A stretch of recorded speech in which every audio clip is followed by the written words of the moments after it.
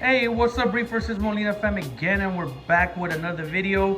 All right, I want to thank you guys for subscribing, liking, commenting on our videos. All the new subscribers, appreciate the support. All right, one of my co-workers at work, his kids watch the videos, so I'm gonna shout them out. The Roblox kids, the Robloqueros, he calls them. All right, shout out to them for supporting the channel, and appreciate the support. All right, guys. So in today's video, guys, we got a lot of stuff to talk about. I haven't updated in about maybe a week. All right, and I want to give you guys the final result on the reflux that I dosed in the tank about 18 days ago or something like that. All right, it's been about 3 weeks. All right, so the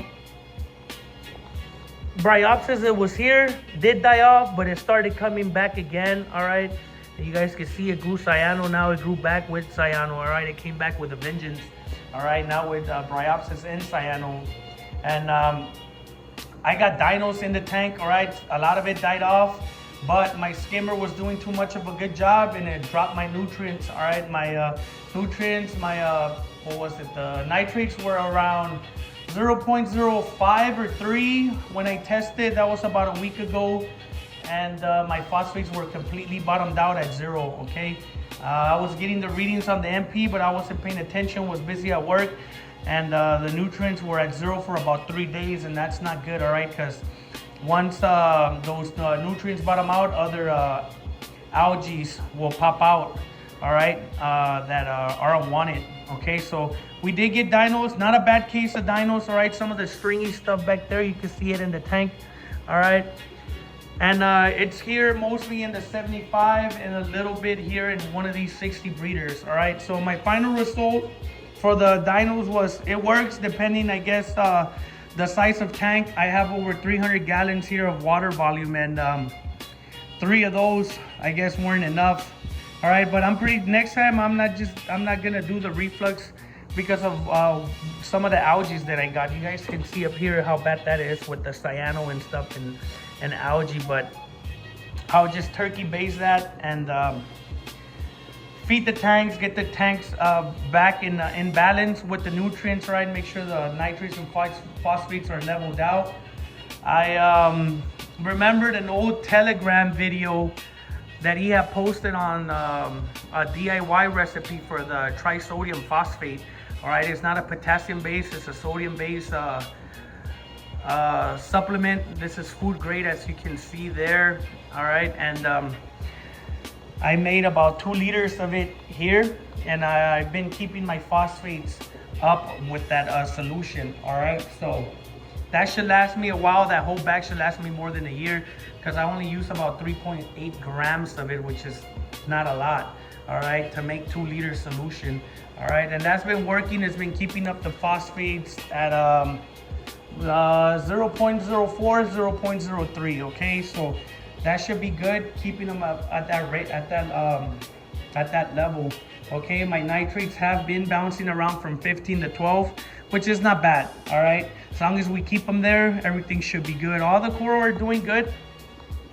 You guys can see these ganies. Okay, the stoas, some of them are stretching out. I think they need to bump up the light intensity a little bit. Okay, but everything else here on this side, I know with this Viper Spectra, I am running it at like 45%. All right, and I'm getting like 80 to 90 par here on this side. Here up top on this Viper Spectra on the right side, I am keeping this one around 60%, and I am getting about 210, 280, something like that up here, and around 150 or something on this side right here where the SPS is at. Everything seems happy. I don't want to nuke everything with light because of the nutrients yet, so just make sure my nutrients stay steady, and then we'll bump up the light intensity again. Same here, I had to drop out the light intensity. Don't want nothing bleaching out. All right, so everything here is doing good. Shout out my friend Gary. He hooked it up with those Deadpool jawbreakers, real dark, deep red and black mushrooms. All right, and that other rock of more forest fire mushrooms. So if you guys are interested in mushrooms, let me know. Got a bunch of acans here that I got a frag as well. Got some frags there. If you guys are in the Moreno Valley area, shoot me a message, and we can get together and come let you guys check out the place. All right, guys. Got a bunch of those forest fire mushrooms as well. They're all over the place, and gotta frag a bunch of that stuff. Bunch of bird's nests, you guys can see. My mother colony there, nice and happy down there.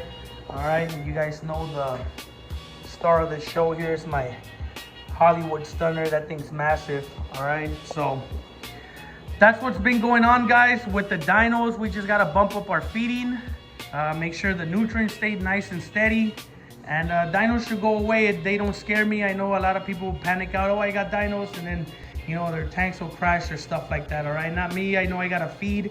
I gotta get that algae outcompeted by good algae, and the dinos will go away.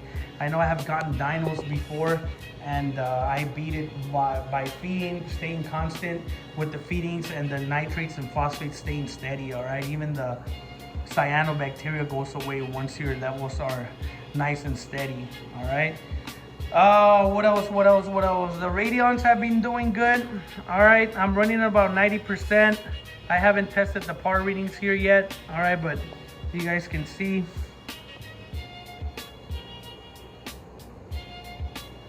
Everything's holding up. Polyp extension and stuff is good. So I'm gonna bring those up a little bit higher. I ordered me a nice big rack so I can bring up those SPS a little bit higher. I just have them down there to acclimate, and then I'll bring them back up to get more light. All right, they've been doing good, the lights, like I said, and we might add another G6 on this side and get them close together. All right, let's see what else. Oh, I will be adding a DIY freaking Kalkwasser reactor. All right, there are a lot of videos on YouTube. Once I set it up, I'll make my own video. All right, here's the stirrer that I'm gonna be using. This little pill will go inside the reactor, and it'll mix it once every hour, all right, for a couple of seconds or a minute, just to make sure that the Kalkwasser stays nice and mixed all the time.